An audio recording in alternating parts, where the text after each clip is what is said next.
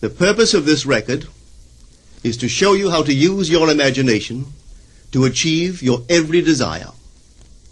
Most men are totally unaware of the creative power of imagination and invariably bow before the dictates of facts and accept life on the basis of the world without. But when you discover this creative power within yourself, you will boldly assert the supremacy of imagination and put all things in subjection to it. When the man speaks of God in man, he is totally unaware that this power called God in man is man's imagination. This is the creative power in man. There is nothing under heaven that is not plastic as potter's clay to the touch of the shaping spirit of imagination. Once a man said to me, "You know, Neville, I love to listen to you talk about imagination. But as I do so, I invariably touch the chair with my fingers and push my feet into the rug, just to keep my sense of the reality and the profundity of things." Well, undoubtedly he is still touching the chair with his fingers and pushing his feet into the rug. But now let me tell you another one who didn't touch with her fingers and didn't push that foot of hers onto the board of the streetcar. It's the story of a young girl, just turned 17. It was Christmas Eve, and she is sad of heart. For that year, she had lost her father in an accident, and she's returning home to what seemed to be an empty house. She was untrained to do anything, so got herself a job as a waitress. This night is quite late, Christmas Eve. It's raining. The car is full of laughing boys and girls home for their Christmas vacation. And she couldn't conceal the tears. Luckily for her, as I said, it was raining. So she stuck her face into the heavens to mingle her tears with the rain. And then, holding the rail of the streetcar, this is what she did. She said, "This is not rain, but this is spray from the ocean. And this is not the salt of tears that I taste, but this is the salt of the sea in the wind. And this is not San Diego. This is a ship, and I'm coming into the Bay of Samoa." And there she felt the reality of all that she had imagined. Then came the end of the journey, and all are out. 10 days later, this girl received a letter from a firm in Chicago saying that her aunt, several years before, when she sailed for Europe, deposited with them $3,000 with instructions that if she did not return to America, this money should be paid to her niece. They had just received information of the aunt's death and were now acting upon her instructions. 1 month later, this girl sailed for Samoa. As she came into the bay, it was late that night, and there was salt of the sea in the wind. It wasn't raining, but there was spray in the air, and she actually felt what she felt 1 month before, only this time she had realized her objective. Now this whole record is technique. I want to show you today how to put your wonderful imagination right into the feeling of your wish fulfilled, and let it remain there and fall asleep in that state. And I promise you from my own experience, you will realize the state in which you sleep if you could actually feel yourself right into the situation of your fulfilled desire and continue therein until you fall asleep. As you feel yourself right into it, remain in it until you give it all the tones of reality, until you give it all the sensory vividness of reality. As you do it, in that state, quietly fall into sleep.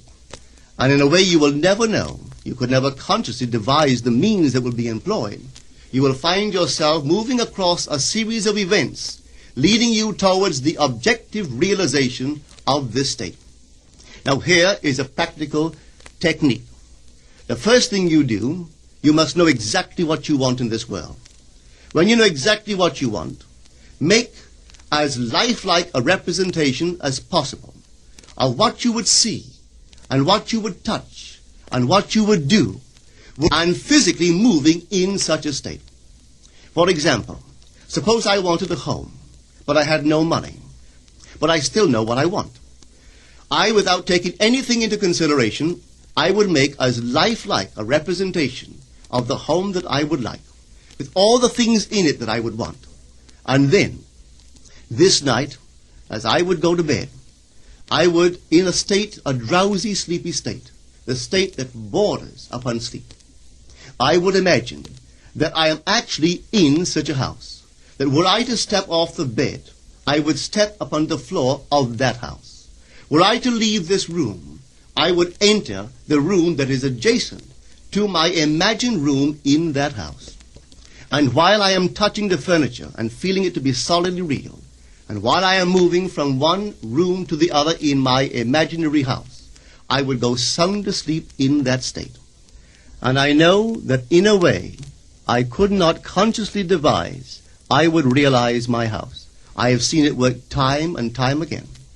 If I wanted promotion in my business, I would ask myself what additional responsibilities would be mine were I to be given this great promotion. What would I do? What would I say? What would I see? How would I act? And then in my imagination, I would begin to see and touch and do and act as I would outwardly see and touch and act were I in that position. If I now desired the mate of my life, were I now in search of some wonderful girl or some wonderful man, what would I actually find myself doing that would imply that I have found my state? For instance, suppose now I was a lady. One thing I would definitely do, I would wear a wedding ring. I would take my imaginary hands, and I would feel the ring that I would imagine to be there. And I would keep on feeling it until it seemed to me to be solidly real. I would give it all the sensory vividness I am capable of giving anything. And while I am feeling my imaginary ring, which implies I am married, I would sleep. This story is told us in the Song of Songs, or the Song of Solomon. It is said, "At night on my bed, I sought him whom my soul loveth. I found him whom my soul loveth. And I would not let him go until I brought him into my mother's house, right into the chamber of her that conceived me." If I would take that beautiful poem and put it into modern English, into practical language, it would be this. While sitting in my chair, I would feel myself right into the situation of my fulfilled desire. And having felt myself into that state, I would not let it go. I would keep that mood alive, and in that mood I would sleep. That is, taking it right into my mother's chamber, into the chamber of her that conceived me. You know, people are totally unaware of this fantastic power of the imagination. But when man begins to discover this power within him, he never plays the part that he formerly played. He doesn't turn back and become just the reflector of life. From here on in, he is the affecter of life. The secret of it is to center your imagination in the feeling of the wish fulfilled and remain therein. For in our capacity to live in the feeling of the wish fulfilled lies our capacity to live the more abundant life. Most of us are afraid to imagine ourselves as important and noble individuals, secure in our contribution to the world, just because at the very moment that we start our assumption, reason and our senses deny the truth of our assumption. We seem to be in the grip of an unconscious urge which makes us cling desperately to the world of familiar things and resist all that threatens to tear us away from our familiar and seemingly safe moorings. But I appeal to you to try it. If you try it, you will discover this great wisdom of the ancients, for they told it to us in their own strange, wonderful, symbolical form. But unfortunately, you and I misinterpreted their stories and took it for history when they intended it as instruction to simply achieve our every objective. You see, imagination puts us inwardly in touch with a world of states. These states are existent. They are present now. But they are mere possibilities while we think of them. But they become overpoweringly real when we think from them and dwell in them. You know, there's a wide difference between thinking of what you want in this world and thinking from what you want. Let me tell you, when I first heard of the strange and wonderful power of the imagination, it was in 1933 in New York City. An old friend of mine taught it to me. He turned to the 14th of John, and this is what he read. In my Father's house are many mansions. If it were not so, I would have told you. I go to prepare a place for you. And if I go and prepare a place for you, I will come again and receive you unto myself, that where I am, there ye may be also. He explained to me that this central character of the Gospels was human imagination. That mansion was not a place in some heavenly house, but simply my desire. If I would make a living representation of the state desired, and then enter that state and abide in that state, I would realize it. At the time, I wanted to make a trip to the island of Barbados in the West Indies, but I had no money. He explained to me that if I would that night, as I slept in New York City, assume that I was sleeping in my earthly father's house in Barbados, and go sound asleep in that state, that I would realize my trip. Well, I took him at his word and tried it. For 1 month, night after night, as I fell asleep, I assumed I was sleeping in my father's home in Barbados. At the end of my month, an invitation from my family came, inviting me to spend the winter in Barbados. I sailed for Barbados the early part of December of that year. From then on, I knew I had found this Savior in myself. The old man told me that it would never fail. Even after it happened, I could hardly believe that it would not have happened anyway. That's how strange this whole thing is. On reflection, it happens so naturally. You begin to feel or to tell yourself, well, it would have happened anyway. And you quickly recover from this wonderful experience of yours. It never failed me if I would give the mood, the imagined mood, sensory vividness.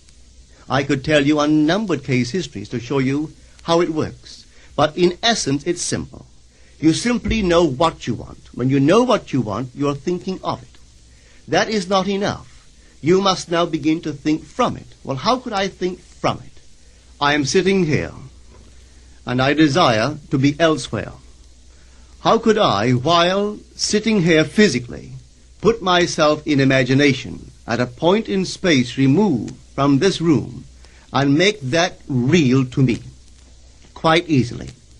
My imagination puts me in touch inwardly with that state. I imagine that I am actually where I desire to be. Now, can I tell that I am there? There is only one way to prove that I am there. For what a man sees when he describes his world is as he describes it relative to himself. So what the world looks like depends entirely upon where I stand when I make my observation. So if, as I describe my world, it is related to that point in space I imagine that I am occupying, then I must be there. I am not there physically, no, but I am there in my imagination, and my imagination is my real self. And where I go in imagination and make it real, there I shall go in the flesh also. When in that state I fall asleep, it is done. I have never seen it fail. So this is the simple technique on how to use your imagination to realize your every objective.